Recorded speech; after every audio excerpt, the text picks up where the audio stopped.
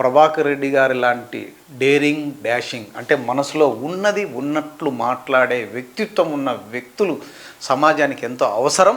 మరి ఆ రాజకీయ కక్షలు తాడపత్రులు ఏమున్నాయో అది నాకు అనవసరం, అంటే పొలిటికల్గా నాకు అనవసరం. నేను జర్నలిస్ట్గా ఆయనతో ఉన్న ర్యాపోను నేను మీతో షేర్ చేసుకుంటున్నా.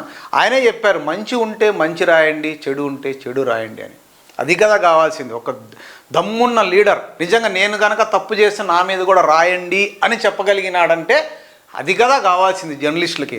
గన్మ్యాన్లు, మానవత్వము, ఏదైనా తప్పు రాస్తే ఎవరి మీద అయినా కానీ నా మీద కానీ మీరు రాయొచ్చు, మీకు ఆ స్వేచ్ఛ ఉంది జర్నలిస్టులకి అని కూడా చెప్పారు. అట్ ది సేమ్ టైం తప్పు రాస్తే మాత్రం ఊరికే ఎవరిని వదిలిపెట్టనని కూడా చెప్పారు. అది కూడా అఫ్కోర్స్ మంచిదే. ఇలాంటి పరిణామాలు చోటు చేసుకోవాలి.